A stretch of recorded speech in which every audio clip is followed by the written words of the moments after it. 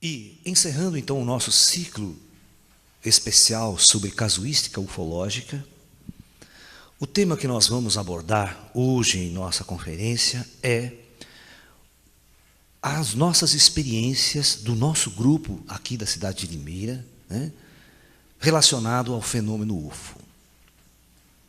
As nossas experiências, elas foram muito interessantes. Eu vou tentar contar para vocês um resumo, né, do que aconteceu conosco, dos avistamentos que nós tivemos, da presença extraterrestre ao nosso lado. E isso é que cerceou todo o meu trabalho, toda a minha vida, em função de buscar um conhecimento. Eu sempre tive em minha vida dois lados, né? Um lado espiritual, um lado esotérico muito importante na minha vida, muito desenvolvido. Por exemplo, eu sou um sensitivo, um médium desde criança, né? Então, desde criança que eu vivo as experiências espirituais, mediúnicas, uma série de coisas. E, desde muito cedo, eu me interessei muito por astronomia, por astrofísica, por céu, cosmos, estrelas, sabe? E todos os filmes de ficção científica, desde criança, eu era fascinado pelo cosmos, por extraterrestre, outros mundos, outros planetas. Isso sempre me fascinou demais. Isso me levou a fazer física, me levou a especializar em astronomia, astrofísica, essa parte, né? E uma outra coisa que sempre me fascinou demais era o desenvolvimento espiritual. Então, desde muito cedo, eu tive sorte de me interessar pelas artes orientais, principalmente pelo Kung Fu, pelo Tai Chi Chuan, meditação. Então, eu fui estudar muito orientalismo, estudar taoísmo, estudar budismo, e praticando isso. E depois de um tempo, montando uma escola e sendo um professor, ensinando isso, levando esse conhecimento às pessoas. Então, isso foi uma vivência muito grande. E você vai vivendo, principalmente o taoísmo, o budismo, você vai amadurecendo nesse caminho. O ano passado, o ano retrasado, eu lancei uma versão minha, de minha tradução, com comentários do Tao Te Ching, o livro clássico do Lao Tzu, né? Inclusive tem aí, se vocês quiserem dar uma olhada, que eu me senti maduro para falar sobre um grande clássico chinês, base do pensamento taoísta. Porque eu via que algumas traduções aqui no Brasil não estavam muito boas, tinha algumas falhas de conceitos, até umas certas coisas. Então eu preferi fazer a minha, né? Então a gente vai crescendo, a gente vai amadurecendo.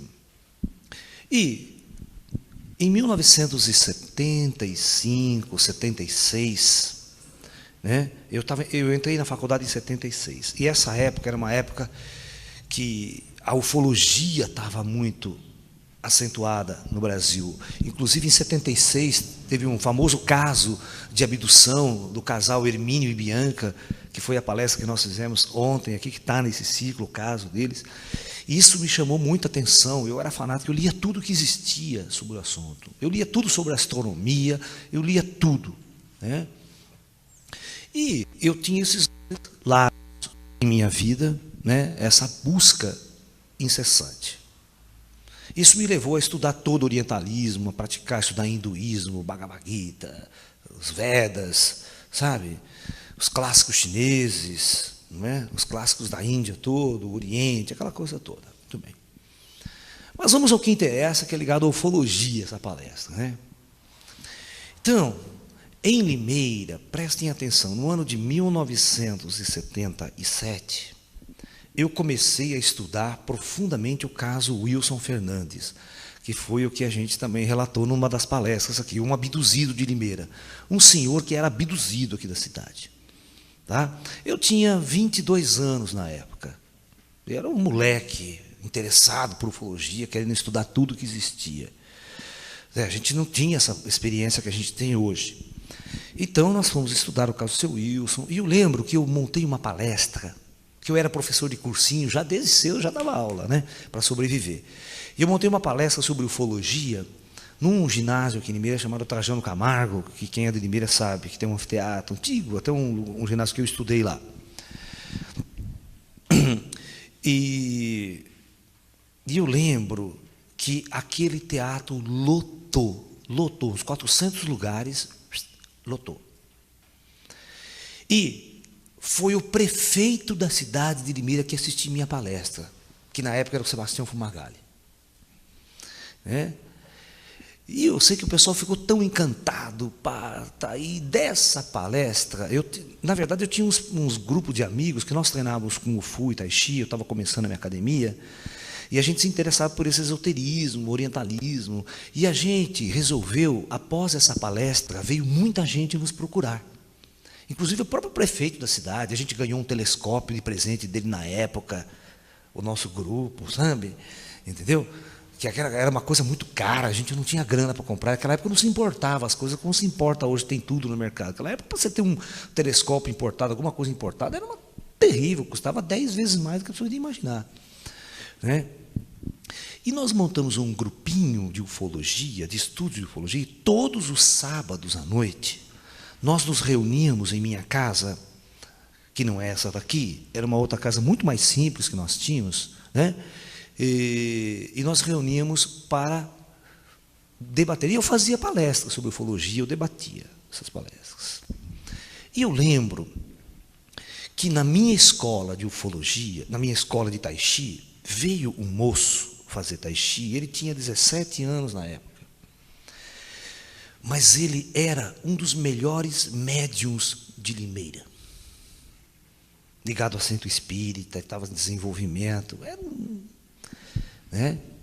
Quando o Valdo Vieira, vocês conhecem o Valdo Vieira, né? Quando o Valdo Vieira viu esse menino, ele falou assim: olha, eu nunca vi um médium tão bom quanto esse menino aqui. O Valdo Vieira, só vendo ele, conversando meia hora com ele.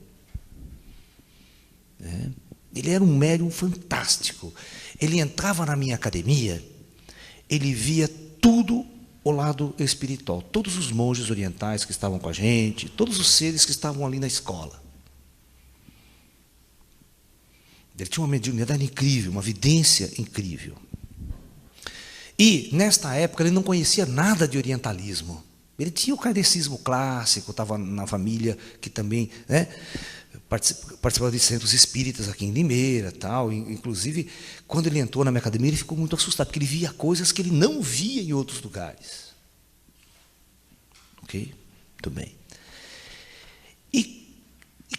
E nós começamos também, veja bem, em nossa reunião, nós começamos a fazer, porque eu também era médium sensitivo, nós começamos a fazer uma reunião espiritual semanalmente, mas uma reunião espiritual diferente do kardecismo, da linha kardecista. Era uma reunião oriental. Nós sentávamos em círculo no chão, e quem vinha comunicar-se através dos médiuns presentes eram monges orientais, monges chineses. E vinham nos orientar dentro de uma linguagem taoísta, dentro de uma linguagem budista, completamente diferente do modelo kardecista, vamos assim, que tem todo aquele esquema que vocês conhecem de centro espírita. Tá? Então, é aquela linguagem zen. E só orientação. Era só perguntas e respostas. Só perguntas e respostas. Não era trabalho de cura, não era trabalho de desobsessão, nada disso. Era sentar e fazer perguntas de sua vida, de seu interior para o mestre. Esse era o trabalho.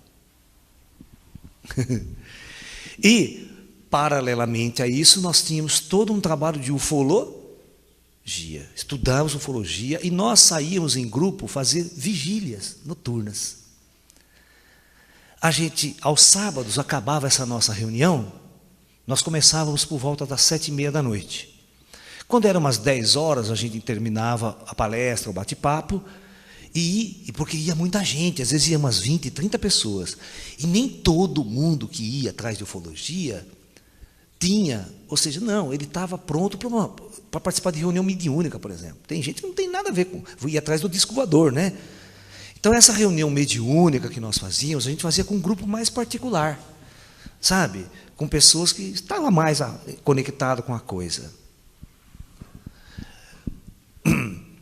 Ok? E vocês vão perceber que, à medida que nós fazíamos essas reuniões, os sensitivos não só detectavam ali conosco os chineses, os espíritos orientais, mas começavam a aparecer pequenininhos, começaram a aparecer cara alto, 2,20 metros de altura, participando ali, só observando.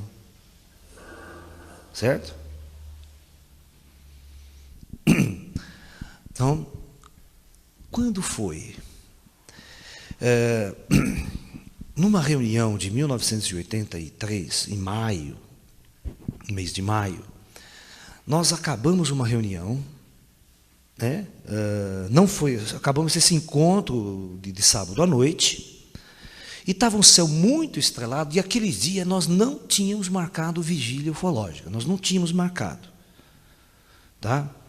Porque quando a gente marcava vigília, vinha gente de Campinas, de fora, que eu estava no campo, tinha um grupo de gente de Campinas já, da faculdade e tal, aquela coisa toda. Mas nesse dia não.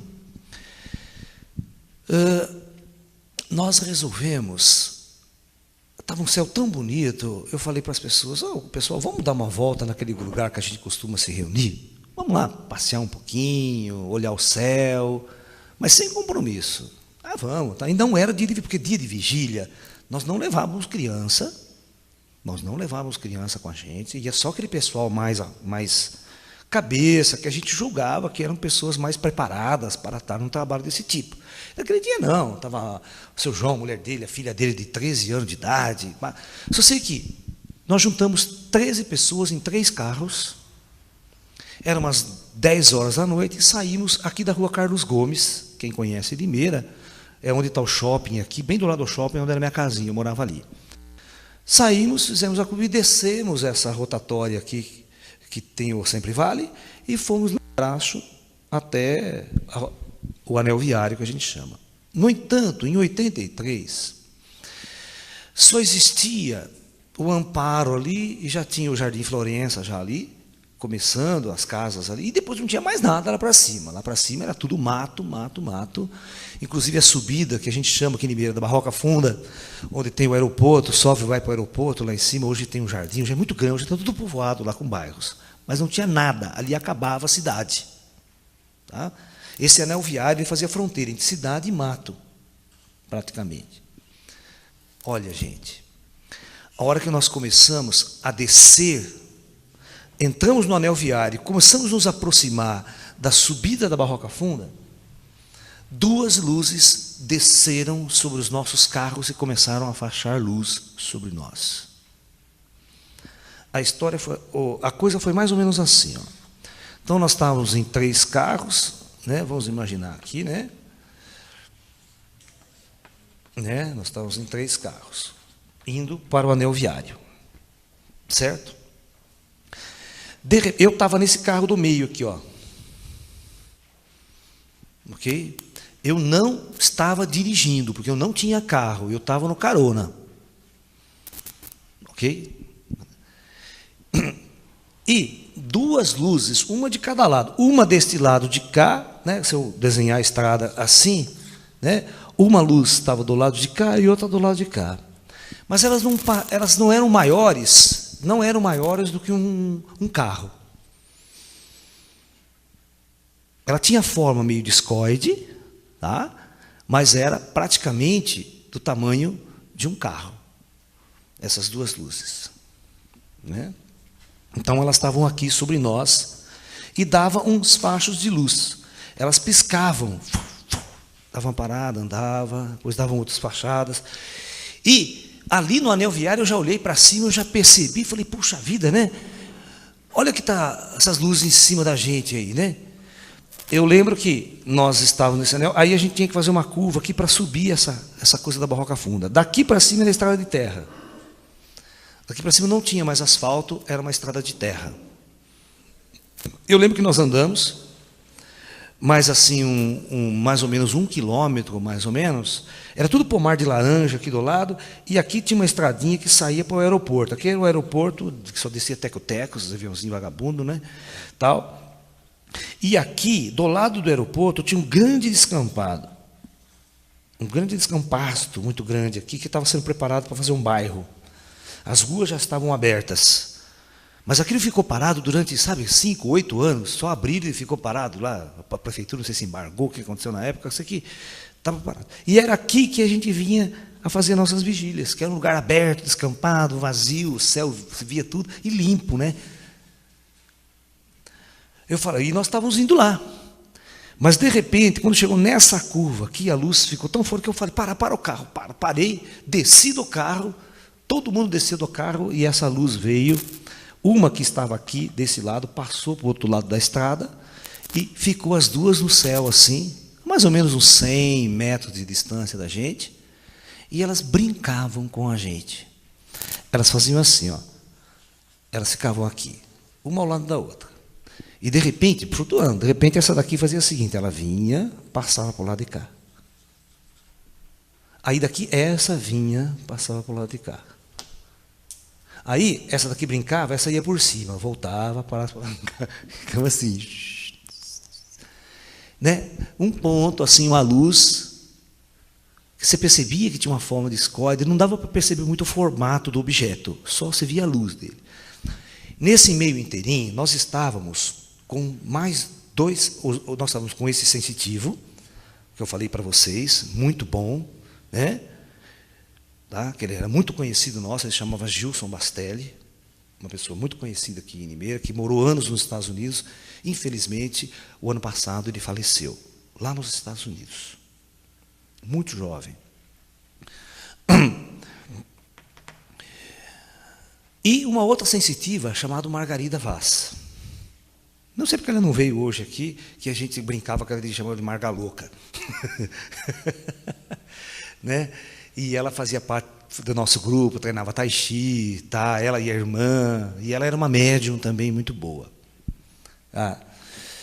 De repente, nós olhando aquela luz no céu, e eu vejo na estrada mais para frente, assim, uns 100 metros, uma luzinha começando a mexer no chão, na altura do chão. Não deu outra, eu fiquei doido e falei, vocês ficam aí que eu vou lá. E fui de encontro com essa luz. E quando eu cheguei mais próximo da luz, a luz sabe o que ela fez, cara? Vocês não têm noção, ela entrou no chão, sumiu no chão. Era uma bola pequena de luz, não era a nave, era uma bola pequena de luz, sumiu no chão. Depois dá para a gente explicar mais ou menos a característica, o que era aquele treco lá. Mas, quando eu volto, aquela luz sumiu, eu vou voltar para o grupo, que está tudo parado na estrada ali, vem essa Margarida, ela vem até mim, assim, correndo. Quando ela chega até mim, ela para, vidrada, mediunizada, totalmente mediunizada, e falando numa língua completamente estranha. Ela não falava uma língua conhecida. Era... E ela... Eu, esquisito, né? Aí eu chamei o Gilson, falei, Gilson, vem cá, faz favor. Que o Gilson falava inglês, conhecia um pouco de alemão, ele era professor estava estudando línguas, né? Chegou, ela falou conosco novamente, nós, ó, entendi uma só palavra. Aí eu cheguei assim para ela e falei assim, o que você quer falar para nós?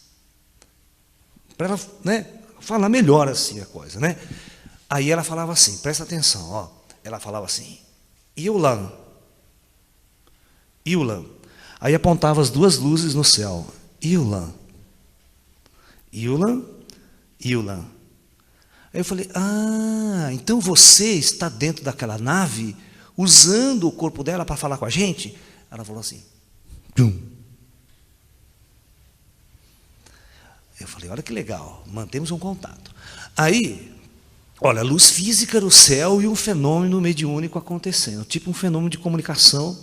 Aí eu perguntei para ela, você não acha melhor a gente ir mais lá para aquele descampado, porque aqui a estrada vai passar carro, alguma coisa, e vai atrapalhar, né? Ela fez assim, tchum. E no momento que ela fez assim, tchum, ela voltou. Ela saiu daquele transe esquisito, ficou assim, mas o que aconteceu? Aconteceu lá isso? O que está acontecendo? Onde eu estou? O que é aquilo lá no céu? E as luzes? Cadê as luzes? Ela completamente, ela apagou completamente. Ela apagou. E aí nós entramos no carro de novo para a gente ir neste lugar aqui, que era um lugarzinho descampado, que a gente podia ficar mais tranquilo. E não deu outra. Assim que a gente foi no carro, as duas luzes foram atrás. foram atrás seguindo a gente. A gente parou o carro de novo, né? Pulamos uma cerca que tinha aqui, andamos 200 metros, e a luz veio e parou mais perto da gente, as duas. Falei, gente, é hoje que nós vamos fazer abduzido.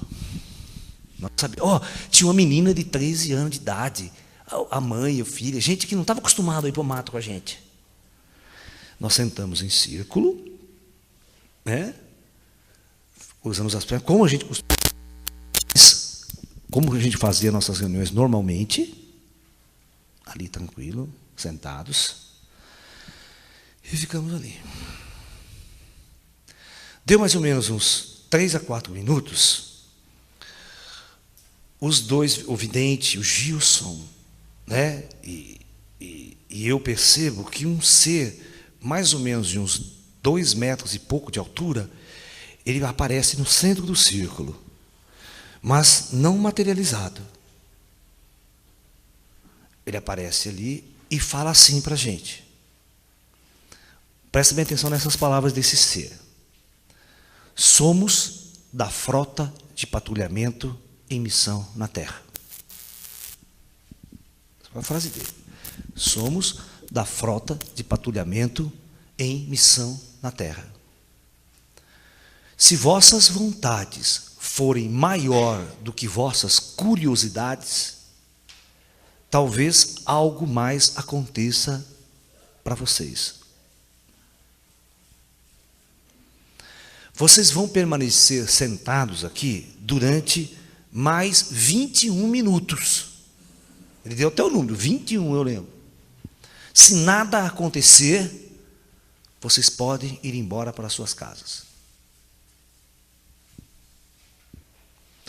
E nós ficamos ali. Gente, mas começou a pintar uma energia tão estranha. As pessoas começaram a chorar. Tinha uma mulher que começou a chorar, não parava de chorar, as emoções vinham, sabe? E outros ficavam, um calor, mas começou a dar um calor, uns começaram a passar mal, se sentir estranho. Alguma coisa aqueles seres estavam operando ali, naquele momento. Alguma coisa.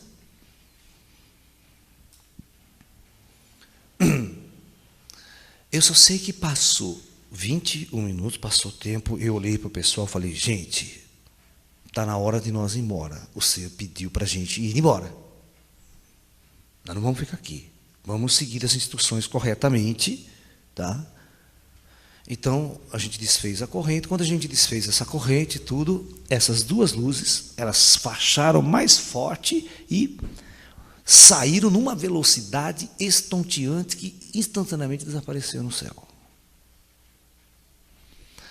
Um olhava para a cara do outro.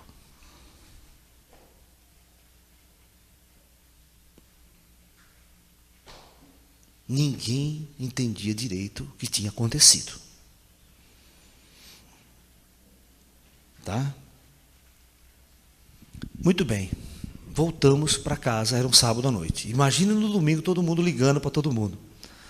Certo? Todo mundo ligando para todo mundo, Inclusive eu tinha o pessoal de Campinas, eu tinha um professor da faculdade que gostava muito dessas coisas também. Olha, no domingo, no mesmo lugar aqui, vieram umas 40 pessoas para a gente fazer uma vigília novamente, achando que o disco ia voltar. Entendeu? Todo mundo quer euforia. Não, porque vocês viram mesmo, apareceu. Puxa vida, não que louco, cara, aquela coisa toda. Pô, o dia que vem não parece nada, vocês vieram que parecer tudo onde estão, e conta aquela história toda que a gente fala, né? Que para convencer as pessoas que você viu o disco voador não é fácil, né? Tem que levar para ver, porque você contar a história, ninguém acredita em você. Só que nesse dia tinha bastante gente junto com a gente. Não foi uma visão eu vi sozinho, sabe? Todo mundo estava com a gente. Aí nesse dia fomos lá, bonitinho, sentamos, paramos o carro tinha que ficar mais ou menos uns 200 metros longe da gente, né? Porque aqui não entrava, era uma cerca. A gente passava por baixo da cerca para a gente ficar tranquilo lá, sentadinho. Porque você vê, é ruim quando você vai fazer um trabalho desses. É perigoso, você vai no meio do mato, você invade o terreno do outro. O UFO vai ter que aparecer próximo de casas, sabe? Portanto, por uma pesquisa ufológica, o ideal mesmo é o que eu falei, está no meio do mato, longe de todo mundo. Aí o UFO pode se manifestar sem perturbar a vizinhança, e pessoas que não têm a ver com o problema, com a coisa em si. Pois quanto mais isolado, mais deserto for o lugar, melhor para uma experiência ufológica. Você tem mais facilidade de se manifestar. Ok? Muito bem. Então, nesse dia, todo mundo com aquela euforia, tal, né? Certo? Aquela coisa toda. Eu preparava bem as pessoas, falava, vocês não vão comer carne, vão ficar tudo legal, vamos fazer uma vigília legal, vamos sentar aqui, vamos fazer uma meditação. Tal. E nesse dia nós sentamos, tá? Tudo quietinho, vamos fazer uma meditação. Relaxamos primeiro. Porque eu sempre, quando eu vou fazer essas vigílias, eu faço um exercício de Tai Chi Chuan. Nós preparávamos bem as pessoas para entrar numa vibração melhor, sabe? Entendeu? É quando vocês vão em centro espírita, vocês fazem oração primeiro, rezam, para depois começar a sessão, né? Então, nada, fazendo Tai Chi Chuan, exercício, relaxa, e a gente sentamos todos em círculo, ficamos ali. Passa 10 minutos, 15 minutos, 20 minutos, e nada. Estamos ali, tranquilo, só... A vigília é isso, você tem que esperar a manifestação das forças. Você cria uma vibração, você cria uma harmonia vibracional e espera. Ok? Espera que nós chamássemos a atenção dessas forças. Aí, aqui foi muito engraçado. Esse foi um dos dias mais engraçados do nosso grupo. Aí você viu o que é estar preparado para um contato e não estar preparado para um contato. Porque todo mundo acha que está preparado para o contato. Não, vai lá, eu quero ver disco voador, vamos lá, aquela puta festa, né? Estávamos nós em círculo lá, todos sentadinhos, tal, né? A gente até acende um incenso no meio aqui, todo ritual bonitinho, tal. De repente, cara, lá no horizonte aparece uma luz alaranjada, pequena. E essa luz começa a andar assim. E o céu muito estrelado, viu, gente? Era no mês de maio, começo de inverno, mas muito estrelado, sem nuvens. Começa a andar. Aí para. Aí volta. E um dos pessoas, olha lá, estou vendo, eu estou vendo uma luz lá, porque o Silvio Redondo, quem estava de costas, não ia ver, né? Aí eu estou vendo que será que ela é? Aí todo mundo olha, fala, olha, gente, olha, está andando, né? Está andando, um avião, olha, o avião pisca, aquilo lá não pisca. Olha lá, Laércio, o que será que é que você acha? Olha, tá, eu sei, vamos fazer o seguinte, todos nós vamos concentrar e pedir para que aquela luz se aproxime. Se for um UFO, com certeza, eles estão mentalmente conectados conosco. Porque eles têm essas tecnologias avançadas, estão sondando os nossos pensamentos, eles sabem que nós estamos aqui. Então vamos pedir para que ele se aproxime. Tá? Então vamos lá, todo mundo, concentrado.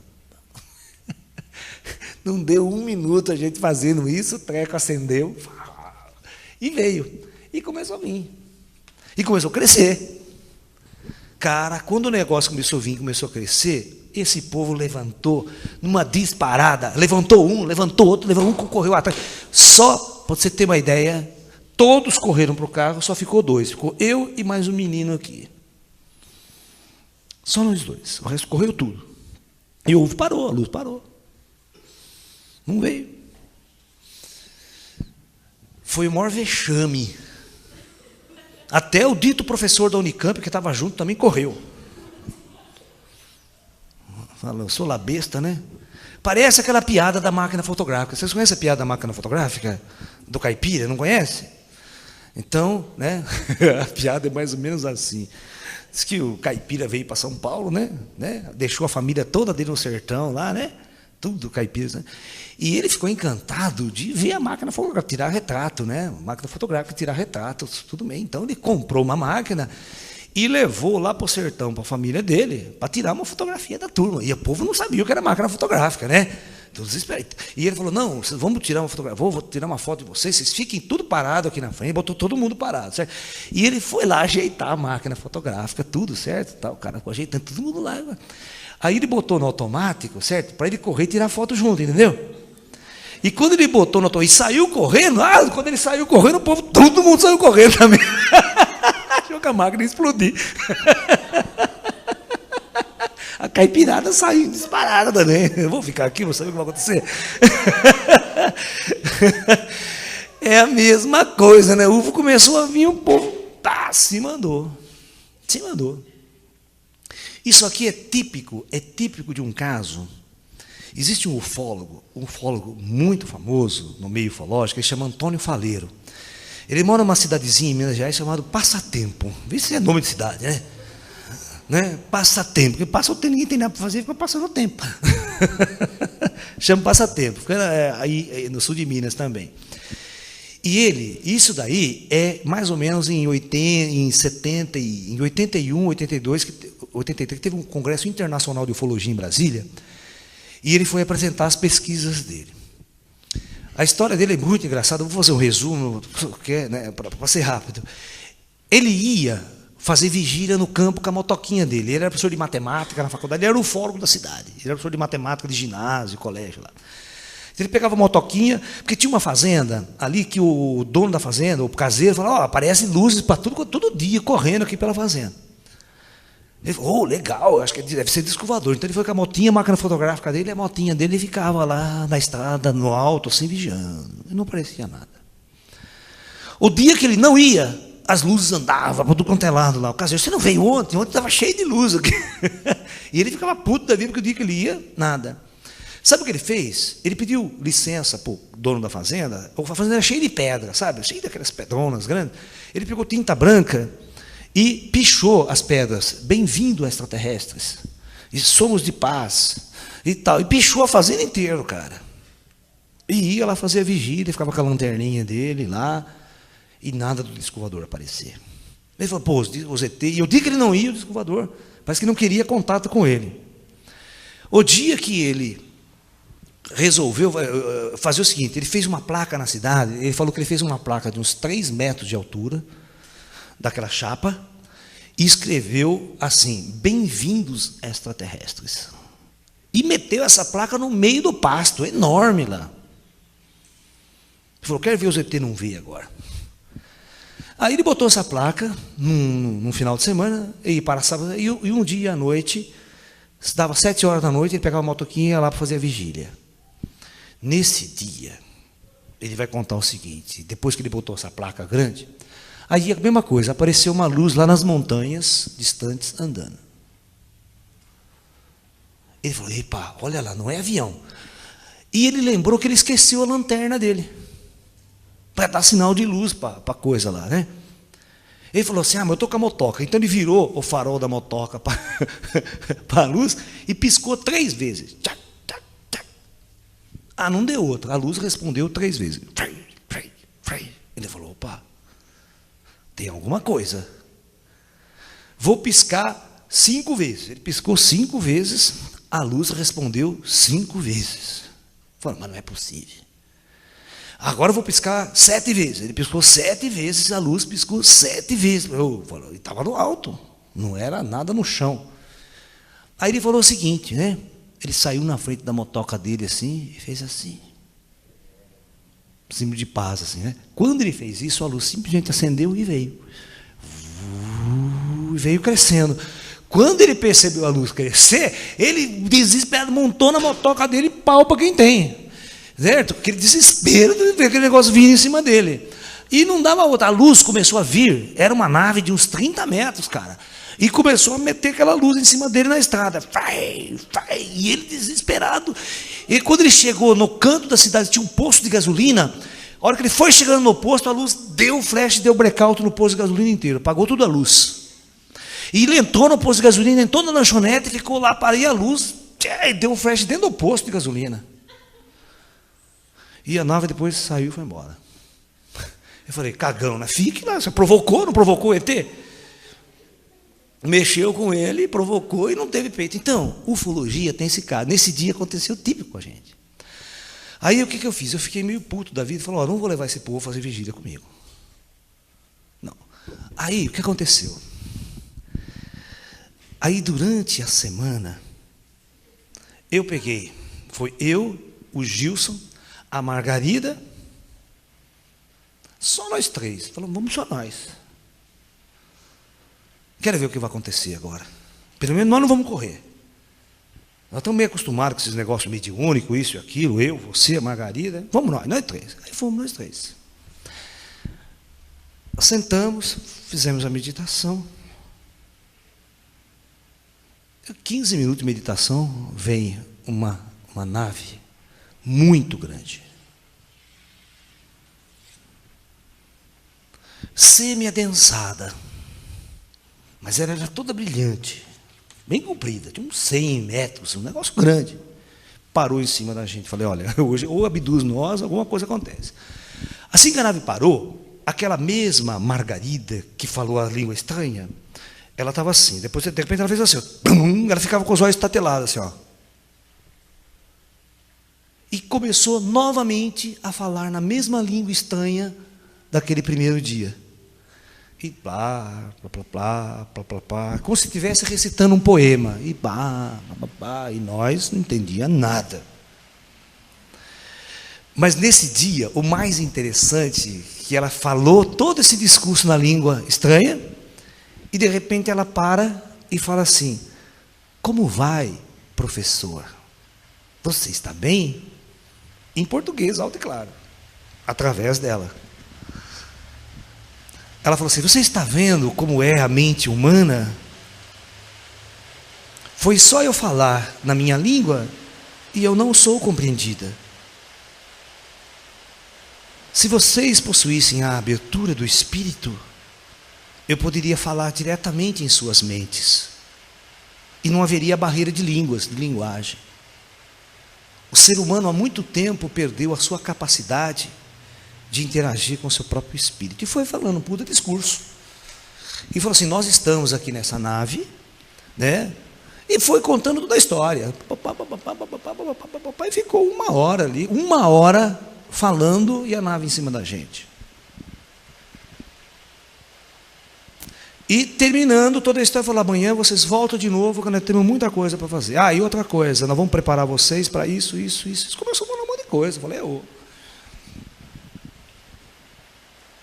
E sem contar que, ao mesmo tempo, nós tínhamos uma outra raça que trabalhava com a gente desse mesmo jeito, que vieram junto, eram os pequenininhos, greyzinhos cinzas. A partir dessa data, começaram a acontecer um trabalho constante desses seres, com o Gilson, com a Margarida, comigo e com mais algumas pessoas. E isso dependia muito da abertura psíquica, da mediunidade, da sensitividade de cada um. E a história foi indo, foi indo, foi indo. Gente, se você contar que isso foi em 83, vocês não queiram saber 30, quase 20 e tantos anos depois, o que rolou. Só que essa parte eu estou proibido de contar. O que veio depois. Porque são coisas tão inusitadas, que se eu gravar, contar e colocar isso para público, me internam no dia seguinte. Eu sou louco, sou maluco. Eu aprendi que certas coisas não podem ser ditas em público. Coisas que você pode comprovar e provar que rolaram, que aconteceram, porque essas pessoas são testemunhas, elas existem até hoje. O seu João foi muito nessas reuniões com a gente, hoje ele não veio, mas ele sempre teve nesses encontros com a gente. Esse amigo meu, um dos grupos que fizeram parte do nosso grupo, naquela época, estava aqui a semana inteira assistindo as palestras com a gente e tal. Né? Fizeram muitas reuniões com esse sensitivo e tal. E aí, esse ser... Ela, nesse dia, presta atenção, ela falava assim, olha, ela explicou, isso aqui não é uma incorporação mediúnica, eu estou na minha nave, aqui, em frente a um equipamento, esse equipamento lança uma onda que fixa no cérebro dessa pessoa e eu falo através dela, como se eu estivesse aí. Era assim, não era nada de incorporação mediúnica, era uma tecnologia operada por esses seres. E ela falava assim, então, boa noite, agora eu vou desligar o aparelho. Quando ela desligou no primeiro dia, ela simplesmente deu um tranco, a médium que estava sendo, deu um tranco e caiu para trás de costas, e bateu a cabeça no chão, tipo de um, né? E ficou com um galo na cabeça enorme. Né? Eu falei, mas que saco, né? Da próxima vez, né? Segura você, né? Já fica aqui de plantão. Né? certo? Bom, na outra vez que nós fomos, a mesma coisa, a comunicação se deu, tal, e conversou um tempo com a gente, e na hora que ela foi desligar, falou, bom, agora eu vou desligar o aparelho, eu falei, pera, não desliga não que eu vou segurar ela, que nós vamos segurar ela aqui. Ela falou assim, não precisa se preocupar, que esse erro nós já corrigimos. Não vai acontecer mais isso, pode ficar tranquilo.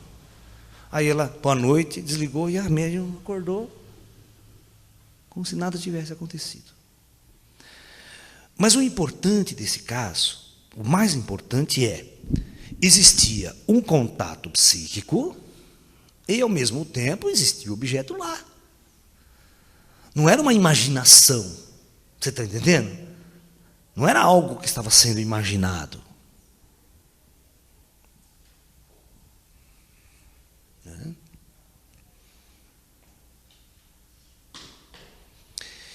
E é óbvio que esse sensitivo, é óbvio, eu não tenho autorização para falar todas as coisas sobre a vida de uma outra pessoa.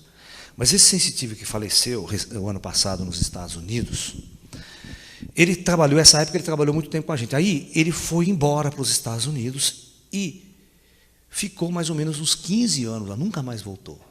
Se ele voltava, ficava um fim de semana, uma semana e ia embora. Então, nós nunca mais fizemos trabalhos conjuntos, mas, naquela época, ele passou por experiências muito profundas com os seres extraterrestres. Tá? E esse profundo, você sabe até onde vai. É materialmente, fisicamente. E nós convivíamos juntos. A minha experiência, eu ainda não estou autorizado a falar. Porque, como eu sou uma pessoa pública, eu tenho feito trabalhos muito, certo? Você já pensou, a televisão vem atrás de mim essa semana, a televisão, eu fiquei na televisão aqui da Limeira o tempo todo falando sobre, certo? Já pensou se eu chego para a TV e falo, não, eu tive um contato, eu fui abduzido, tal. Imagina o que a TV vai fazer com você. Você vira motivo de chacota, você vira motivo disso, mal interpretação, porque são pessoas que não estão acompanhando todo o desenvolvimento do seu trabalho, toda a trajetória da coisa em si. Então, eu resolvi, de uma época para cá, fechar a boca mesmo. E colocar que o mais importante é o crescimento espiritual e o treinamento interior, não é histórias, não é a minha vida que vai fazer. Tudo isso foi um aprendizado para mim. Tudo isso foi um trabalho muito importante na minha vida. E eu fui preparado por esses seres para falar. Inclusive, né, aí vinha a turma toda, certo? Vinha toda essa raça de 2,5 metros de altura, 2,20 metros, cada vez via um conversar diferente com a gente. Ah, esse aqui tal, esse aqui tal, esse é o nosso comandante. Aí vinham os pequeninos, eles trabalhavam tudo junto. Essa foi minha experiência. Eles vinham juntos, conversar junto. O pequenininho olhava, falava assim, oh, esse grandão aí, enchia o saco do grandão, porque ele era muito alto, o outro era pequeno. E eles conviviam perfeitamente, nós trabalhávamos com as duas raças e eles trabalhavam juntos. Ok? E a coisa se desenvolveu de tal forma, mas com um grupo muito pequeno e com pessoas. E o interessante dessa história, mesmo que você levasse 15 pessoas num grupo, os ETs escolhiam 2 ou 3 só para trabalhar. O resto, eles não escolhiam. E o que acontecia? Passava o tempo, essas pessoas todas desistiam, iam embora, porque não acontecia nada com eles. Vocês estão entendendo? E eles também não viam, porque não era toda hora que a nave física aparecia para todo mundo, entendeu? Muito bem. Eu vou contar algumas coisas para vocês que eu acho que dá para mim contar, tá? Sobre mim. Então, teve um dia, nesta mesma época, nessa fase, agora, por exemplo, em 1990, antes da gente montar o sítio aqui em Limeira, antes, que eu morava em Campinas ainda, eu vinha para Limeira para passar o fim de semana, esse grupo já tinha se dissolvido, tal, essa fase tinha passado, mas eu ia para o campo assim, 2, 3 pessoas, esse nosso amigo já tinha ido para os Estados Unidos também, né? Então, teve um dia que fui eu, tá? E mais 2 amigos, exatamente. Quem conhece Limeira tem o aeroporto. Aí, quando você vai indo do lado do aeroporto, naquela época, tinha duas estradas. Abria uma, entrava à esquerda e outra ia embora para Santa Bárbara. Agora mudou tudo, agora tudo é bairro ali, não tem nada. Então, nós pegávamos a esquerda e íamos embora e chegava lá. Chegava assim, tinha uma região que era assim, a estrada estava aqui, atrás de nós tinha um pomar de laranja e à frente era um canavial muito grande. E ele descia a montanha e ia embora no vale, assim. Então você ficava ali, você via toda a região, ok? Era um lugar bom de vigília e tal. E eu lembro que neste dia a cana estava dessa altura, assim, ok? Do chão. Então não atrapalhava a nossa visão, ela estava baixa. Se a cana fizer com a alta, chega lá, não adianta, porque você não vai ver nada, porque a cana está atrapalhando. E tem aqueles corredor, né, que a gente chama aqueles corredor, aquelas estradinhas que tem dentro do canavial. Então, de 100 em 100 metros, eles fazem um corredor desse para o caminhão entrar e colher a cana. Então a gente parou o carro ali na estrada e entramos no canavial. Tá? A coisa era mais ou menos assim. Né? A coisa era mais ou menos assim. Nós estávamos aqui na estrada, aqui tinha um pomar de laranja atrás, e aqui na frente todo o canavial. E o canavial tinha estradinhas assim, que descia o vale. Ok? E era bem grande esse canavial. E essa estrada vinha, depois ela fazia curva e ia embora. Nós entramos nessa estradinha aqui, ó, nós entramos aqui, paramos o carro aqui e entramos aqui. Mais ou menos aqui a gente parou. Isso era umas 9 horas da noite. Olha, não havia uma nuvem no céu. Céu extremamente estrelado, bonito. Até tinha um luar. Estava muito claro por causa da luz, a lua da luz estava clareando muito. Bom, eu falei assim para os meus amigos, ó, vamos fazer uma experiência hoje, diferente. Você vai ficar aqui, nesse lugar, e você aqui, e eu vou ficar aqui no meio, sozinho. Eu quero ficar sozinho, eu preciso ficar sozinho. Ah, tá bom, então vamos, não tem problema. Então foi um lá no outro corredor e outro no corredor, e nós sentamos e ficamos meditando, fazendo nossos exercícios, e chamando os nossos amigos, que nós chamávamos ele. Rapaz, nesse dia, foi uma coisa tão interessante, que aqui, ó, apareceu no céu uma nuvem, que ela ficou assim, a gente chama assim de uma nave semi-adensada. Era uma nave charuto também, comprida.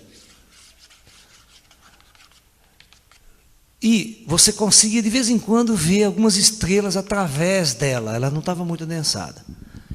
Ela apareceu e começou a aparecer lá. E você sente as energias, você já sente uma coisa diferente no corpo e tal. Cara, e ela estava a mais ou menos uns 30 a 50 metros de altura. Mas o mais louco, que quando ela começou a vir, ela não veio, ela veio numa velocidade super baixa, ela veio devagarzinho assim.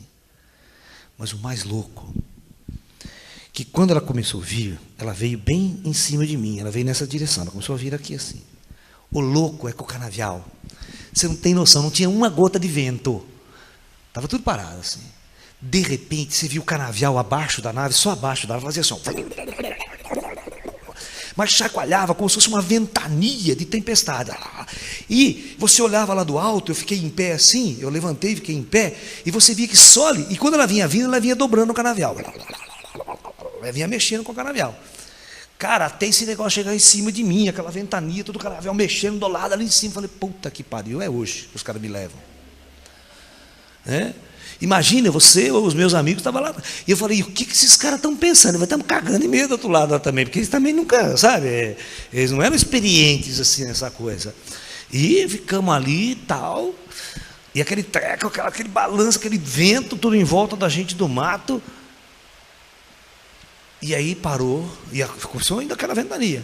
Aí o ser veio conversar um pouco, bateu um papo só, conversou, falou umas coisas para mim e tal, e voltou para a nave, e a nave foi embora, ela foi embora para trás aqui, ela foi embora para lá. Ó.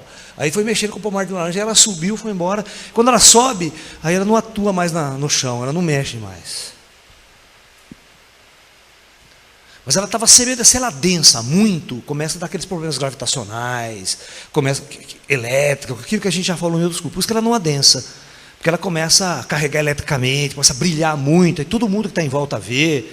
Se tiver uma casa ali, a 100 metros de distância, se tiver uma casa aqui a 1 quilômetro, o cara está vendo aquela puta luz no céu. Vocês estão me entendendo? Então, geralmente, não... por isso que a gente só saía assim, a gente saía aqui do lado da cidade para fazer esses trecos. Né?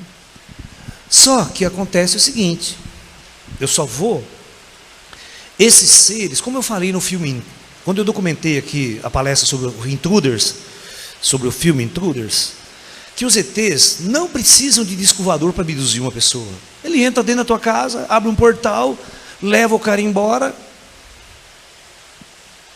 Ele entra dentro da tua casa, faz uma experiência com você e vai embora. E os outros, esses que eles escolheram, Gilson, os ETs vira e mexe, ia de noite, aparecia na casa das pessoas, fazia as coisas e ia embora.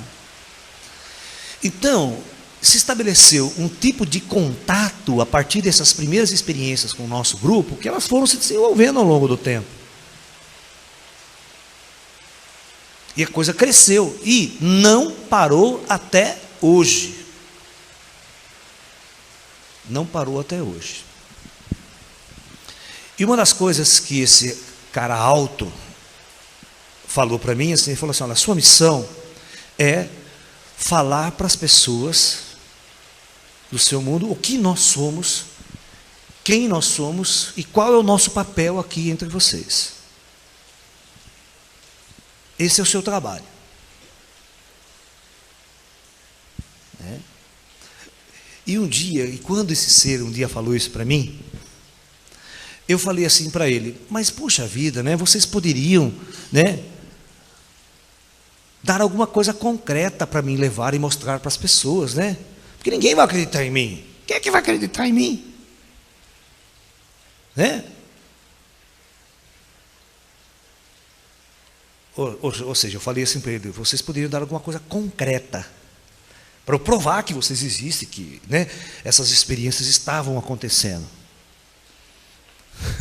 Aí veio o outro que é, vamos supor, o chefe dos caras lá, ele se aproximou e falou assim, você realmente confia em nós? Eu falei assim, claro que eu confio. Então é somente isso de concreto que você vai levar de nós. Eu falei, e aí ele completou e disse o seguinte para mim, aonde você estiver falando sobre nós, nós vamos estar ao seu lado.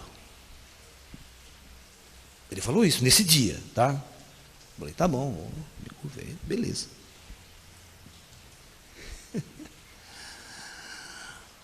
Vou embora, essa história passou.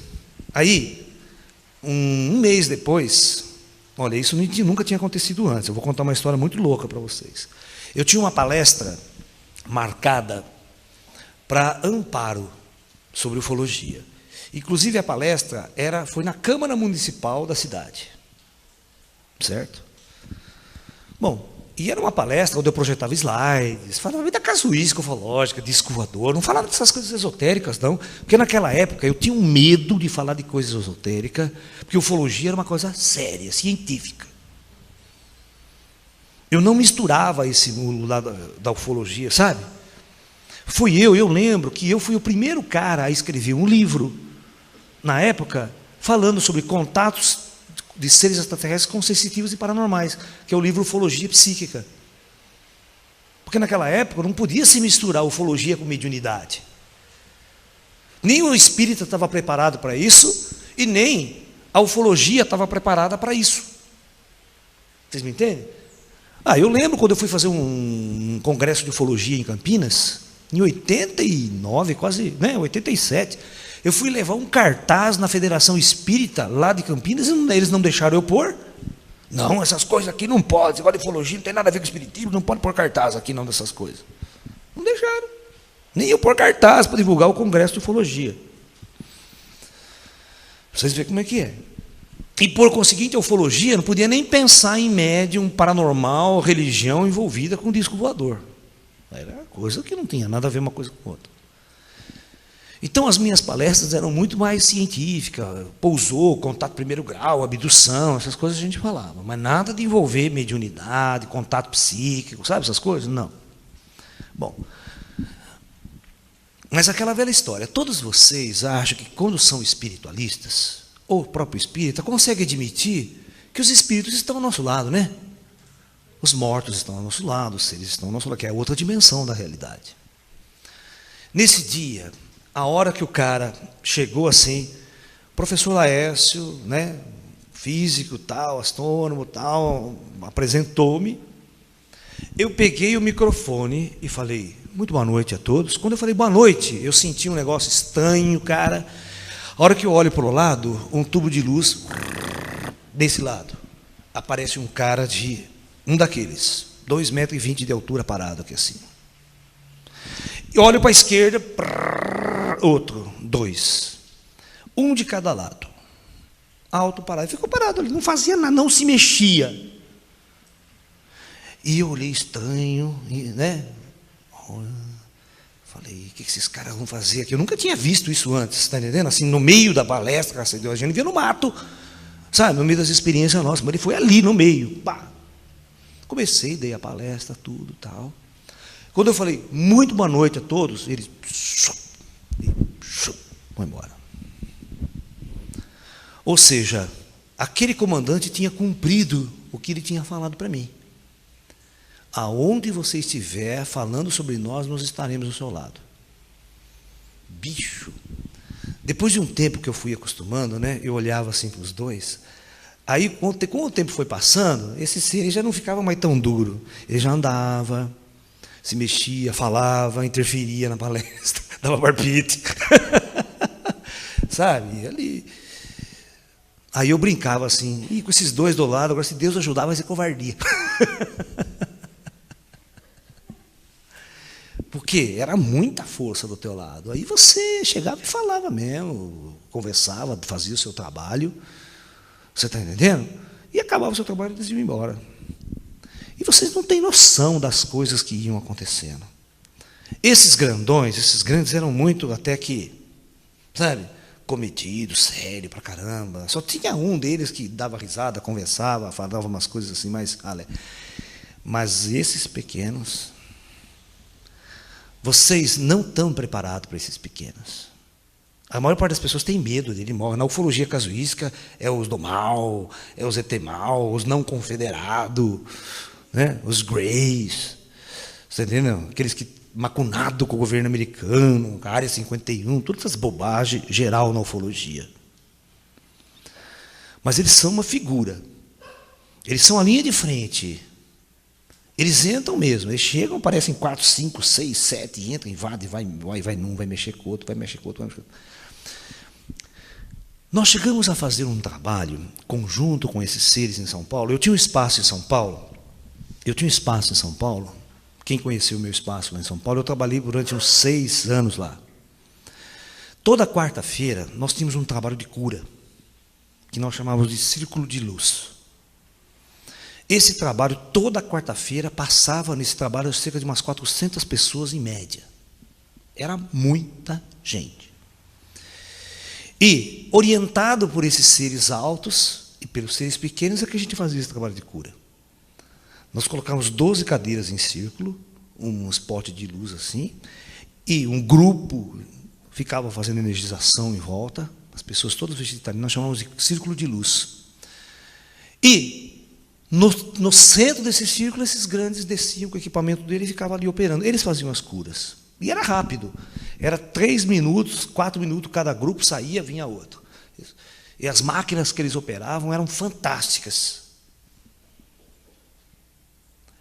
E durante todo um tempo, nós fomos evoluindo nesses encontros, e eles foram nos orientando, e a gente foi levando esse trabalho para ajudar as pessoas. Como eles podem intervir de uma forma invisível. Eles não podem intervir como a gente gostaria, materializa para todo mundo, sabe? Aparece em praça pública, desce o disco voador, dá contato para a humanidade. Não, esse ponto ainda não é possível. Devido à própria lei do karma, devido à própria experiência humana que a gente está desenvolvendo. No entanto, de forma invisível e de forma sutil, esses seres intervêm, esses seres ajudam as pessoas, esses seres curam as pessoas, como qualquer espírito pode intervir e alterar a vida de vocês e ajudar na vida de vocês. Esses seres, embora eles sejam das estrelas, mas eles operam em comum acordo com os planos superiores da Terra, com os planos espirituais superiores da Terra. Tudo isso eu fui aprendendo. Eu fui tendo uma lição de como o mundo espiritual na Terra está organizado. Quem são os ETs no plano astral? Quem é o pessoal do umbral? Quem é o pessoal que está mais na luz? Como é que funciona o plano astral, Terra e toda essa história? E em função dessa minha experiência, eu escrevi um livro chamado Projeto Terra, que é exatamente a relação oculta da experiência humana na Terra. Ou seja, quem somos nós aqui, as nossas almas? E quem são os mentores que controlam a experiência humana na Terra? Do plano invisível de outras dimensões. Qual o papel da alma humana em trânsito na Terra? Então, reunindo tudo isso, fica muito mais fácil você entender quem são os ETs, quem somos nós e qual a nossa verdadeira experiência na Terra. Então, todas essas experiências de contato, quando você vai ter o contato com o ET, não pense que ele vai transferir tecnologia para você, não, como funciona o disco voador, aquela coisa, não. A coisa mais importante que esses seres querem transmitir para nós é que nós descobramos o nosso próprio potencial interior e que a gente descubra o nosso próprio espírito, a nossa alma. É por isso que para sensitivos e paranormais, eles preferem dar esse contato mediúnico. Eles aparecem na vidência, interferem, levam você fora do corpo, tira você à noite do seu corpo, leva você a visitar outras dimensões. E quando é preciso, se for preciso, ele leva você fisicamente. Dentro de uma nave, tem um contato. Mas isso é meio raro, porque ele não é muito preciso. Para um sensitivo e um paranormal, é mais importante desenvolver o lado espiritual do que o lado material da coisa. Só para as pessoas muito céticas, muito densas, muito materialistas, que elas precisam ver o disco voador, material ali, para dar um suporte à sua crença. Tá? Mas o que nós estamos aprendendo? Nós estamos aprendendo que o extraterrestre, na verdade, ele é um ser que opera multidimensionalmente. Ele é um ser com uma tecnologia tão avançada, tá, que ele opera tanto no plano da matéria, quanto nos planos superiores, que a gente chama de planos espirituais. E aí vem a velha pergunta, de onde eles vêm então? De que planeta eles vêm? Né? Imagine você perguntar para um espírito, vamos supor que um espírito aqui da Terra vai viajar pelas estrelas, chega num outro planeta, materializa lá. E o cara de lá pergunta, de que planeta você veio? Na verdade, quando você está no plano espiritual, fora da matéria, você morreu, você não vive mais subalterno a planetas. Você é um ser mais cósmico. Você percebe que a sua morada é o universo. Você não nasceu, não foi originado num planeta. Por isso, nesse projeto Terra, o primeiro capítulo se chama A Origem Cósmica do Homem. Ou seja, de onde a nossa alma veio. Nós podemos estar de passagem aqui na Terra, né? Nós viemos a primeira vez e vai ter um dia que eu não vou encarnar mais aqui. E onde vai estar o meu espírito, a minha alma, a minha consciência após isso? Então, analisando tudo isso, os ETs sabem, na verdade, eu descobri uma coisa. Os ETs, quando ele vai dar um contato para você, ele puxa a sua ficha. Quando ele puxa a sua ficha de todas as suas encarnações passadas. Ele não é um alienígena que está chegando aqui agora, ele não sabe quem você é, e vai simplesmente abduzir você para fazer uma experiência. Ele sabe tudo sobre você, ele sabe até quem são seus mentores espirituais, que são responsáveis pela sua encarnação na Terra. Antes dele dar um contato para você, eles consultam esses mentores e pedem permissão aos mentores para ver se não vai atrapalhar a sua jornada kármica na Terra. Se for atrapalhar, você nunca vai ter um contato com o ET. Porque existe uma trajetória kármica de cada um de nós na Terra. Mas se você está no ponto da sua jornada espiritual na Terra, onde os seus próprios mentores, e isso às vezes acontece antes de você encarnar,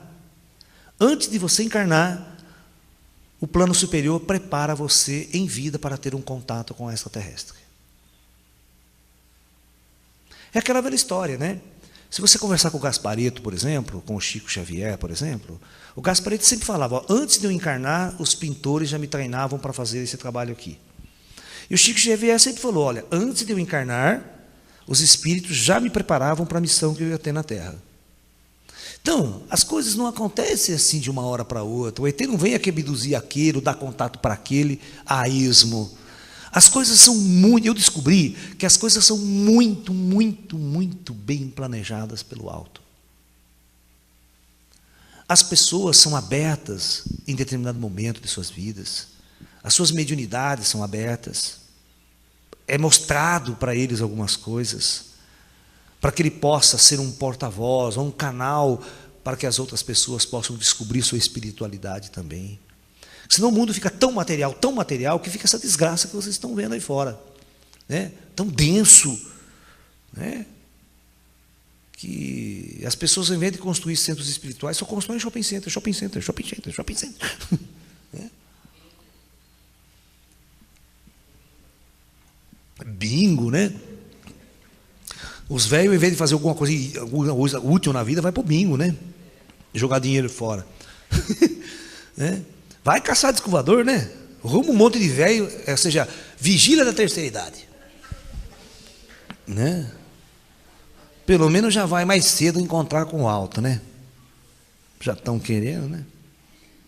Eu tinha uma piada, eu tinha um amigo que ele era farrento, piadista pra caramba, né? Então eu lembro que eu estava com ele vindo na rua, né? E ele pegou a vozinha dele tinha, gente, ela tinha 87 anos. Forte a veia, com mastro de flor na mão, indo para o cemitério. E ele, vó, já vai, vó. Ai, filho, eu vou, netinho, eu vou no cemitério levar flores para as almas. Né? Falar, vó, espera mais uns dias, aí o senhor entrega em mãos.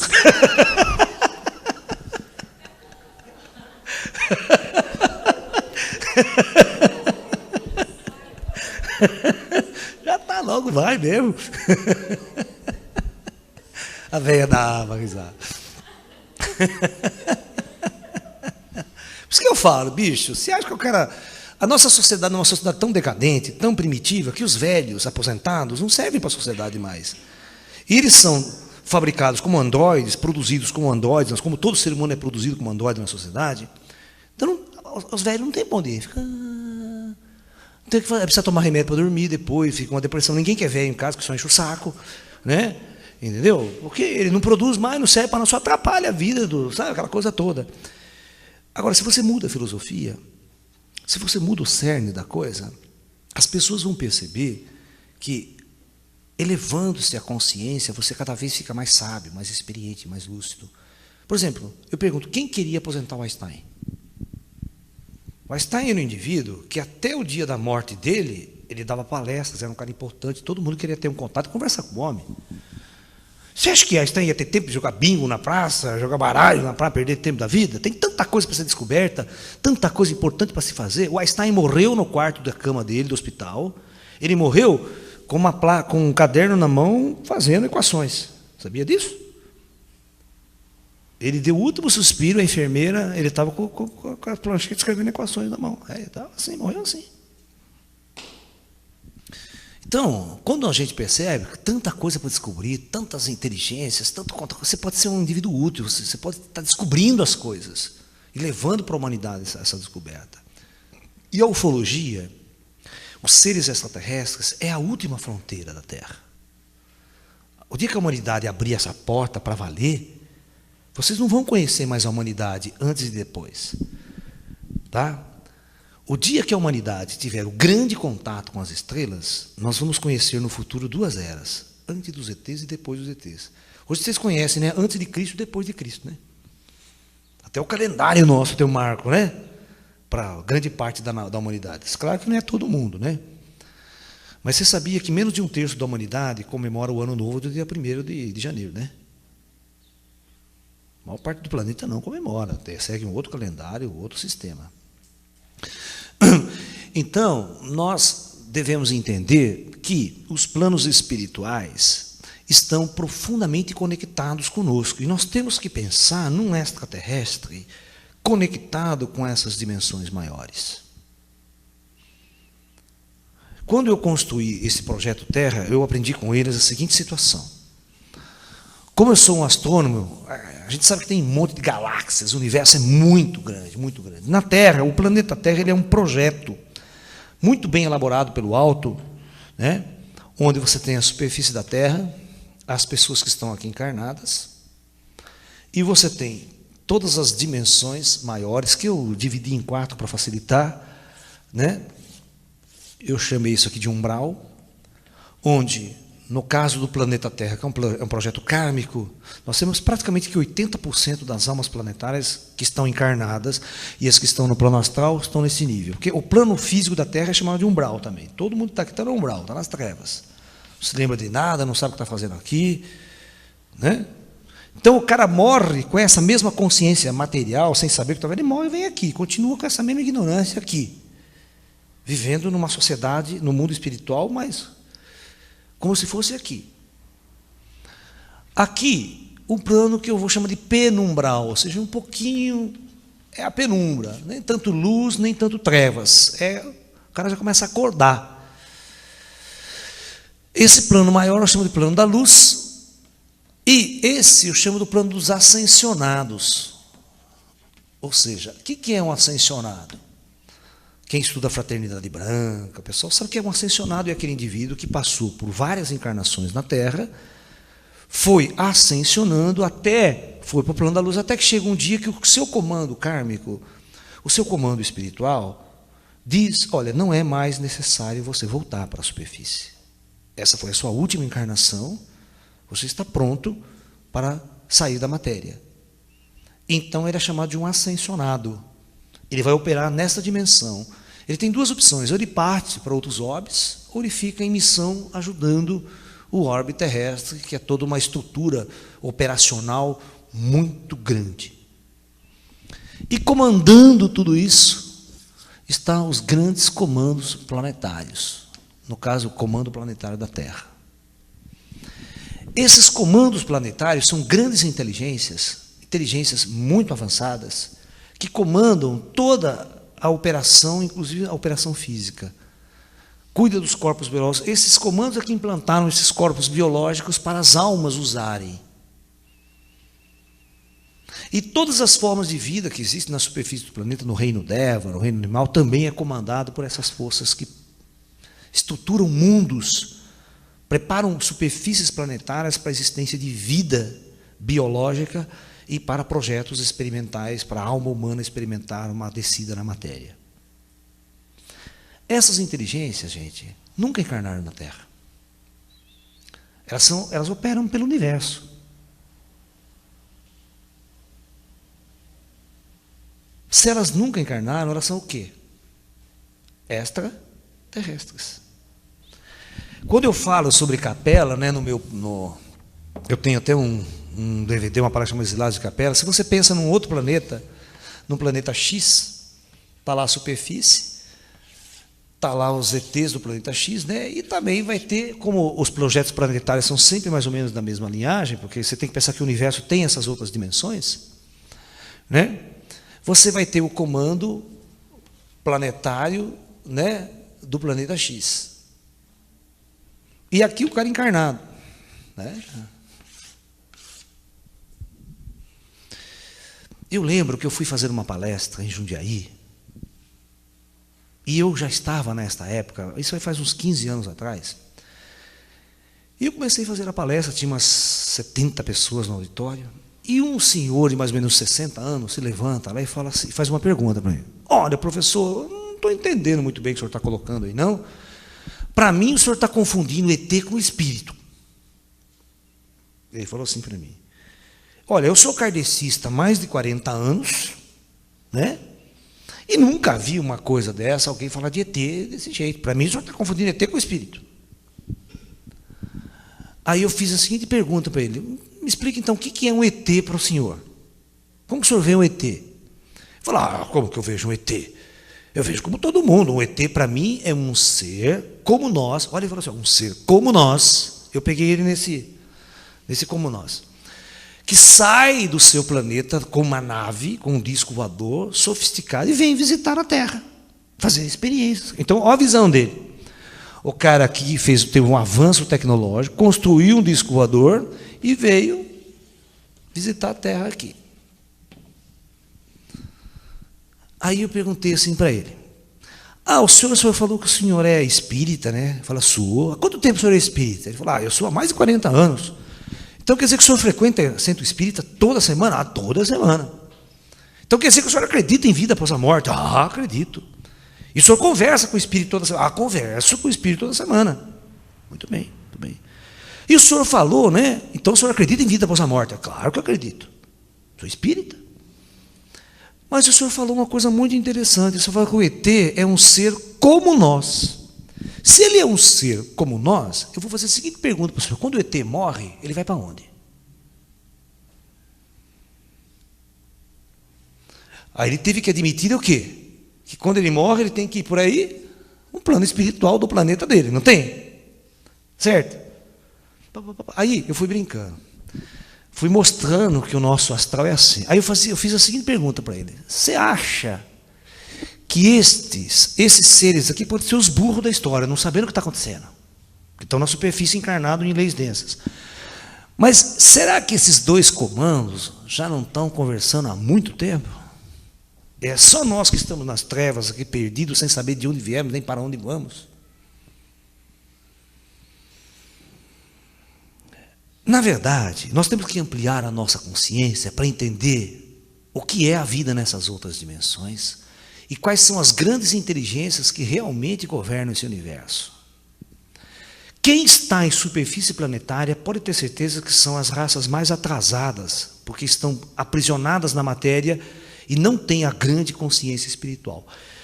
Por isso que eu falo, quando essas raças avançam, não existe no universo, é bobagem, alguém que avance fisicamente sem avançar espiritualmente, porque a lei da física não permite, a lei da matéria não permite, porque quem controla as encarnações aqui? Quem controla? Gente, para ver uma descoberta científica de peso, o comando astral tem que encarnar a alma certa, na hora certa, no lugar certo, e dar abertura para ela fazer descoberta, porque ninguém descobre as coisas ao acaso. Por isso que o Einstein sempre tem aquela frase: olha, eu penso pra cacete e nada descubro. Quando eu deixo de pensar, então a verdade me é revelada. A verdade é mas revelada por quem? A grande sabedoria já existe, ela está aqui, ela só é revelada. Ninguém inventa nada na Terra, ninguém descobre nada na Terra. Todos nós na Terra somos canais das inteligências superiores.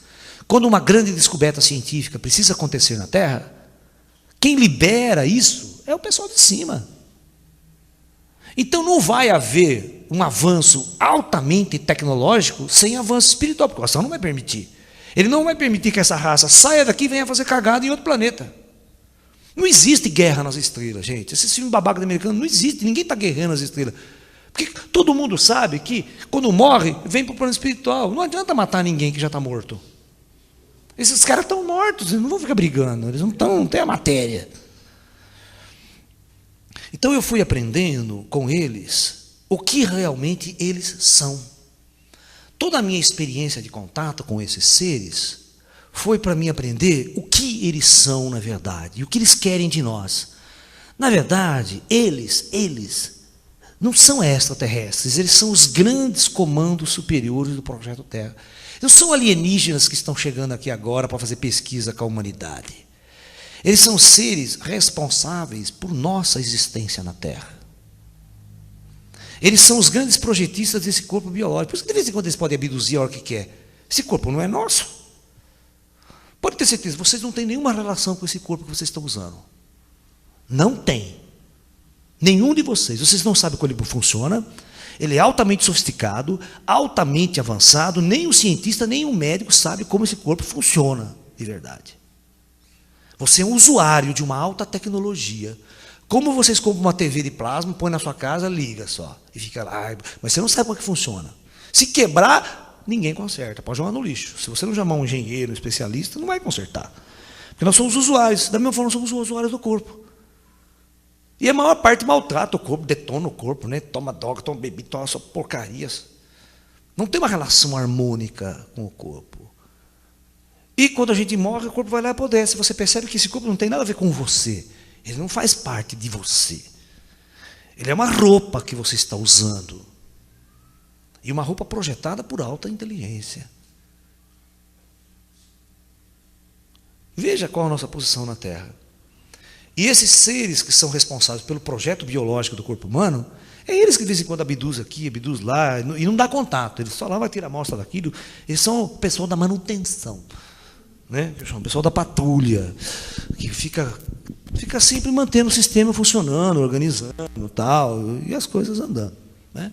Então, eu costumo pensar ET, eu aprendi com eles a pensar ET assim. Por isso, quando eu tive essa informação, eu comecei a construir, tentar imaginar como, através da física quântica, eu poderia criar uma teoria e provar matematicamente que existem essas outras dimensões.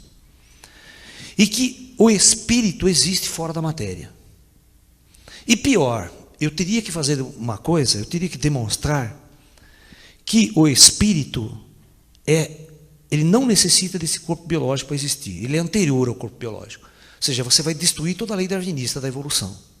Porque a lei darwinista da evolução, ela diz o seguinte, que a inteligência, a emoção e o cérebro, ou seja, e a consciência é fruto de uma evolução biológica. Depois de 1 bilhão de anos, né, evolui para o ser humano, vem do macaco, e aí aparece a consciência e a inteligência num ser. Mas fruto de uma evolução biológica. Não, nós estamos falando completamente do contrário. É uma inteligência que já existe fora da matéria, que cria um cérebro, que cria um ser avançado, e a alma desce e vai usar esse corpo. Então, a consciência ela é anterior a qualquer desenvolvimento biológico. E é isso que o Amit Goswami está batendo na tecla, que alguns biologistas, com uma chamada teoria de pontuação, está dizendo que para você quebrar a famosa lei, né, o colapso da função de onda, quem é que decide como os elétrons vão operar, aquela coisa toda. Tem que ter uma inteligência maior decidindo e tomando as decisões. E que o Amit vai chamar de inteligência cósmica ou consciência cósmica, e as religiões podem chamar de Deus, ou o que quiser. Mas existe sim uma inteligência fora da matéria. E nós estamos tentando conversar com isso usando a ciência, usando a física moderna, usando o que nós chamamos de física quântica e espiritualidade. É um trabalho que eu venho agora desenvolvendo há muito tempo em cima disso. Tá? Mas a minha paixão pela ufologia e a minha visão, como ela mudou, porque na verdade, o que acontece? Quando você é jovem, você começa a investigar, você vai ter a seguinte visão, como todo mundo tem. Disco voador é uma coisa, espírito é outra coisa, certo? Orientalismo é outra coisa. Não. Aí você vai ver que na verdade nós estamos num mundo só, todos conectados e toda uma coisa interagindo entre si. Tá? E é óbvio que nesses planos mais avançados, aqui os ascensionados, os seres de luz, todos estão em contato com inteligências extraterrestres. E, com certeza, nesses planos mais avançados, existe um intercâmbio constante de inteligências extraterrestres para todo o universo, aqui na Terra. E isso está acontecendo diariamente. E raramente, às vezes, essas forças vão se manifestar com uma luz aqui, chamar a atenção de quem está nas trevas. Acorda, cara. Você não está sozinho. Acorda para o seu lado espiritual. Acorda para outras dimensões. Acorda que tem um universo de bilhões de estrelas na sua cabeça. Sai desse andoidismo. Sai dessa programação diária, que você acorda de manhã, vai trabalhar, volta para casa, senta, assiste novela. Acorda, vai trabalhar, volta para casa, senta, assiste novela. Sai dessa vida. Tem muito mais coisas. Por isso que eu sou maluco, né? Porque enquanto a molecada e os jovens de 20 anos iam para as baladas, encher a cara de maconha, cerveja, o Laércio ia para as montanhas fazer vigília para caçar UFO. Deu no que deu. Então, essa é a grande diferença. É onde você investe a sua vida, a sua energia. Nós ficamos até as 4, 5 horas da manhã, mas fazendo vigília ufológica, não nas baladas bêbado, caindo nos pedaços, que eu vejo muita gente, aí vai para a balada bêbado, 5 horas da manhã, voltando para casa com a ressaca do cacete. Eu não fazia isso. Ok? Então, talvez isso seja a grande diferença. Então, o que eu quero deixar de resumo para vocês é que, na nossa experiência de nosso grupo, nós passamos por fortes e profundas experiências de contato com esses seres extraterrestres, que fez com que ao longo do meu amadurecimento eu mudasse completamente toda a minha visão sobre quem são os seres extraterrestres, o que eles estão fazendo aqui na nossa Terra e qual o verdadeiro papel desses seres aqui na Terra. Nesse meu livro Projeto Terra, e eu tenho uma coleção também em DVD, são 8 DVDs, quem quiser assistir, né? Você vai ver que um dos DVDs se chama A Presença Extraterrestre, mostrando que esses seres estão aqui desde a chegada do primeiro homem na Terra. A primeira alma humana, desde a época da Lemúria, da Atlântida. Eles que organizaram todo esse projeto de implantação da experiência humana na superfície terrestre. Ok? Então é mais ou menos isso. Eu agradeço a presença de todos e até um próximo encontro.